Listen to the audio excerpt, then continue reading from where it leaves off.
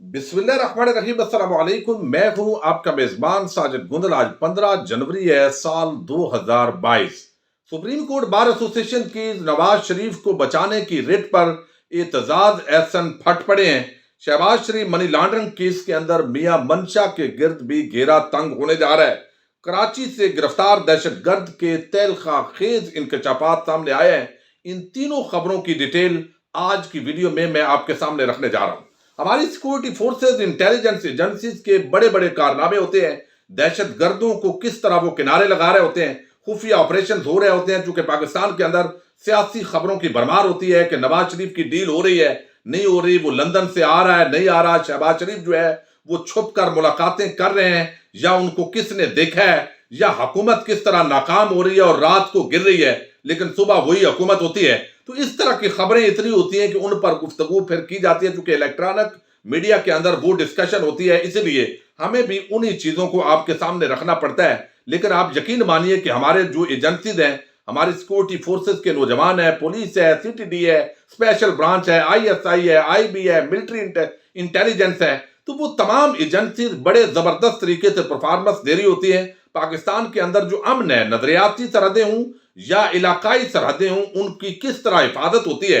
ये एक दहशतगर्द जो गिरफ्तार हुआ है, उसके जो तहलका खेज इंकशाफात हैं, ये थोड़े मैं आपके सामने रखता हूं और आप अंदाजा कीजिए कि इस तरह के लोगों को पकड़ना कितना मुश्किल होता है। और आए रोज इस तरह के दहशतगर्दों और गद्दारों को कैफरे किरदार तक पहुंचाया जाता है। अब ये कितने नेटवर्क हैं। एक तो एम की दहशतगर्दी का जो नेटवर्क है वो अब भी चल रहा है, लेकिन अब ज़ाहिर है कुछ लोग शरीफ हो गए हैं और कुछ अभी भी जो एम लंदन से वाबस्ता है वो बदमाशी कर रहे हैं। और आज भी ये एम जो यहां पर जिनको अभी भी पाकिस्तान की सियासत के अंदर जो है वो हिस्सा दिया गया है, इसके बावजूद वो बात नहीं आते और ब्लैकमेलिंग की कोशिश करते हैं। गुज़श्ता रोज सीटीडी के हाथों गिरफ्तार होने वाले वाटर बोर्ड के मुलाजम, ये वाटर बोर्ड का मुलाजम था और ये मुबैना दहशतगर्द इफ्तिखार उर्फ पटन ने भारत और दीगर ममालिक में ट्रेनिंग हासिल करने का इतराफ करते हुए बताया है कि एसपी अजीजुर रहमान शहीद के बेटों को कत्ल करने के बाद पुलिस और रेंजर्स के छापों से डरकर 3 माह के लिए ये वीजे पर दुबई गया, जहां दुबई में एम के रूपोश कारोबारी कारकुनों ने पनाह दी। अब ये नेटवर्क है इनका पूरा, यानी पाकिस्तान से कार्रवाई करो, फरार हो जाओ दुबई या साउथ अफ्रीका और आगे से भारत। ये आगे आप देखिए कि भारत अब भी किस तरह दहशतगर्दों की पुष्टपनाही कर रहा है। दहशतगर्द इफ्तिखार और पटन ने बताया कि दुबई से मुझे और सुहेल कमांडो को कारोबार के बहाने सिंगापुर भेजा गया। 1.5 माह क्याम के बाद दोनों को रुपोश के करके बहाने भारत भेज दिया गया। दिल्ली इंटर जो एयरपोर्ट है वहां पर एम के कारकुन तारक जैदी और एक नामालूम शख्स ने इस्तकबाल किया। बाद अदा हम दोनों को जीप में दिल्ली एयरपोर्ट के नवाब में वाक़ फार्म हाउस पर ले जाया गया। मुल्ज़म इफ्तिखार उल-इबाद ने बताया कि क्याम के कुछ दिन बाद पता चला कि मज़कूरा फार्म हाउस भारतीय खुफिया एजेंसी राह का था। बाद अदा एम कारकुन इरफान बसारत, मोहम्मद जनेद, आसफ पप्पू भी पहुंचा दिए गए। फार्म हाउस के अंदर क्याम के दौरान एक्सरसाइज करते थे। यहां हमें इनकलाबी लिटरेचर पढ़ाया गया। फिर इंकशाफ किया कि कुछ अरसा बाद खुफिया एजेंसी के अफसरान से मुलाकात कराई गई। इंडिया में क्याम के दौरान शनाख्त छुपाई के लिए सबको आरती हिंदू नाम दिए गए। सुहेल कमांडो को कोई रावल और किसी को कोई नाम दिया गया। वो कहते हैं कि यहां पर 7 घंटे की मुसाफत पर पहाड़ों में 30 दिन तक इस अस्करी तरबियत दी गई।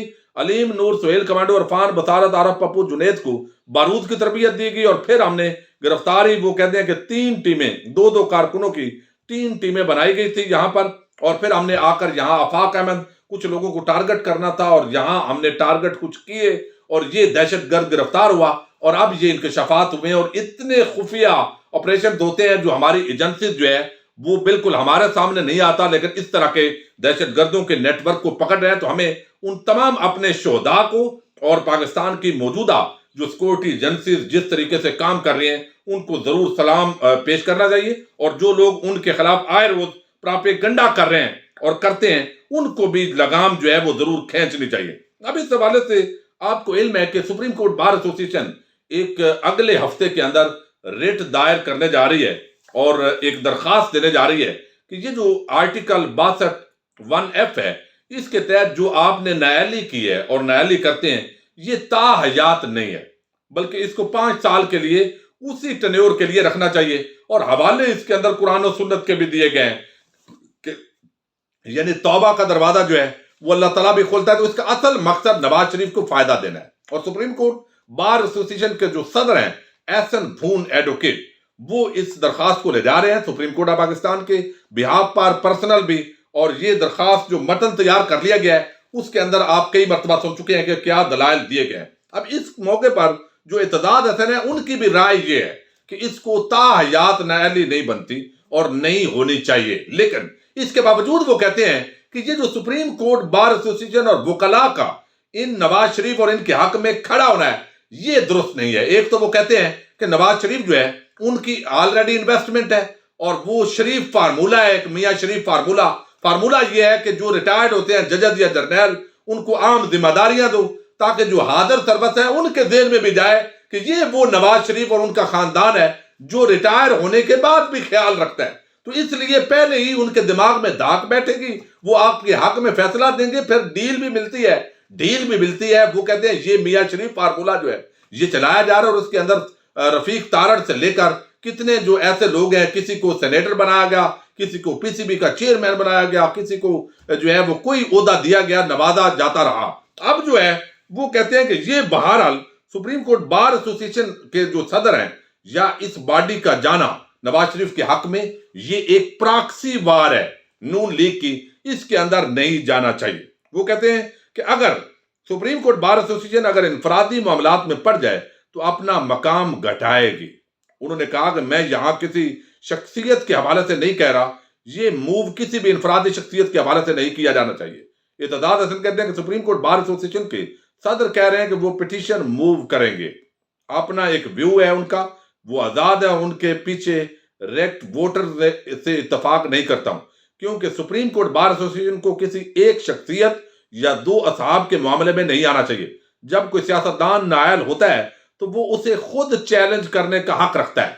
यानी आप सुप्रीम कोर्ट की बॉडी को, वकला की बॉडी को इसलिए इस्तेमाल करते हैं, आपको इल्म है कि पीपल्स पार्टी नून लीग ये बाकायदा कंपेन करते हैं और इसके अंदर सरमाया भी खर्च होता है, पार्टीज जो है वो लाती हैं और सियासत के अंदर इन होती हैं। जब पाकिस्तान बार काउंसिल या सुप्रीम कोर्ट बार एसोसिएशन हो या हाई कोर्ट बार एसोसिएशन हो तो ये सियासी वाबस्तगियां होती हैं और ये पार्टीज बाद अदा उनको इस्तेमाल करती हैं और आगे आसमा शराजी फाउंडेशन है, ये फलां बार एसोसिएशन है, ये फलां ह्यूमन राइट्स की ये एक गठ जोड़ है जिसके अंदर हमारा एंकर माफिया जो है वो भी इनका हिस्सा है। और ये ह्यूमन राइट आजादी इदारे राय जमहूरियत के टाइटल के तहत बेसिकली जो माफियात हैं उनको प्रोटेक्ट करने का काम कर रहे हैं। इस तरफ एतजाज हसन जो है वो वादे जो है इसके अंदर इशारा कर रहे हैं। वो कहते हैं कि यहां पर ये सब इत्तफाकन नहीं हुआ, ये प्रॉक्सी रेट है, ये नून लीग की प्रॉक्सी रेट है अगर इस तरीके से आएगी। ख्याल रहे सुप्रीम कोर्ट बार एसोसिएशन के सदर की जानब से ये दरखास्त दायर की जा रही है तो एतजाज हसन ने वादे तौर पर एक सुप्रीम कोर्ट ऑफ पाकिस्तान के सीनियर वकील की हैसियत से उन लोगों के हवाले से भी वो फटे हैं और उन्होंने वादे किया है कि ये आप जो है ये काम आपको नवाज शरीफ और इन लोगों के लिए अपनी पूरी जो बार की बॉडी है उसको इस्तेमाल करने से बाज रहना चाहिए। ये एक मैं समझता हूं जबरदस्त मूवमेंट है। एक और बड़ी डेवलपमेंट है और उसका ताल्लुक है शहबाज शरीफ की मनी लॉन्ड्रिंग के मामले पर। और अब जो है FIA ने जो डिमांड की है उसके मुताबिक चूंकि मुस्लिम कमर्शियल बैंक उसका ज्यादा नाम आया और मियां मंशा आपको इल्म है शरीफ खानदान के बड़े करीबी हैं, तो अब मियां मंशा जो है क्या उसके गिर्द भी घेरा तंग होगा। तो इस हवाले से एक बड़ी डेवलपमेंट है, अगर इदारों ने कार्रवाई की तो यकीनी तौर पर यह मामला ऊपर तक पहुंचेगा।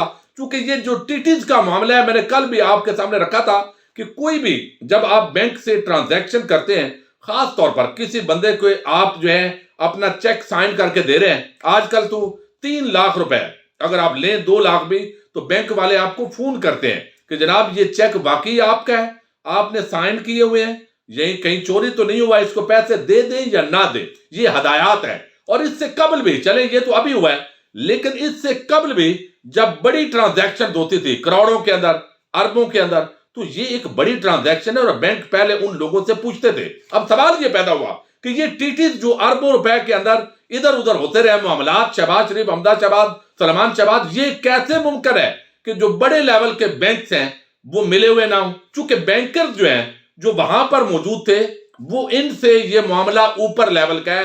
یہ مجھے کل عام شخصیت جو اس کیس سے ریلیٹڈ ہے اس نے بتایا. مقامی جو ہے انہوں نے اکاؤنٹ کھلوا لیے, اکاؤنٹ کھل گئے.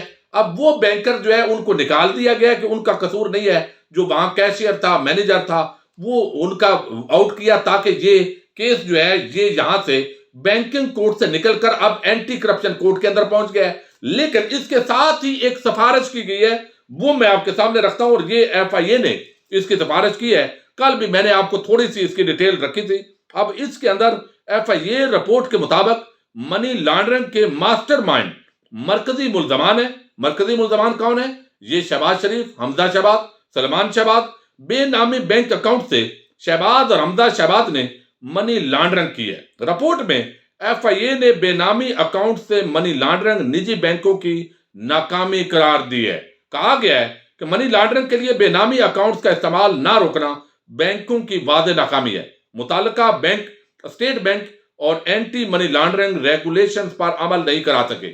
ایف آئی اے نے اپنی رپورٹ میں بے نامی اکاؤنٹس نہ پکڑنے پر اسٹیٹ بینک سے نجی بینکوں کے خلاف کارروائی کی درخواست بھی کی ہے. یعنی نجی بینکوں کے خلاف اب جو ہے اگر ایم سی بی اکاؤنٹ تھے, ایچ بی ایل کے تھے اور یو بی ایل کے تھے, مختلف بینکس کے جو اکاؤنٹ تھے, تو کہا گیا کہ آپ ان کے خلاف اسٹیٹ بینک کو کارروائی کرنی چاہیے, چونکہ انہوں نے اتنی یہ دھندا چلتا رہا ہے تو ان کی رضامندی کے بغیر تو نہیں چلا. اب اس پر نجی بینکوں کے خلاف کارروائی کی درخواست کی ہے. رپورٹ میں مزید کہا گیا ہے کہ منی لانڈرنگ تحقیقات میں بینکرز کا کوئی کردار نہیں پایا گیا اور نہ ہی بینکرز نے سہولت کاری کی, مدد یا اعانت کی.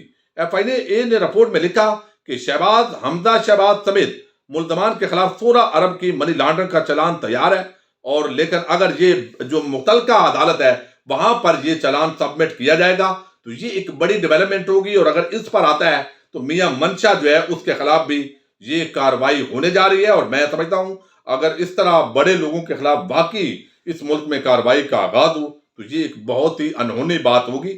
اپنے میزبان ساجد گندل کو نیکسٹ ویڈیو تک کے لیے اجازت دیجیے. اللہ حافظ.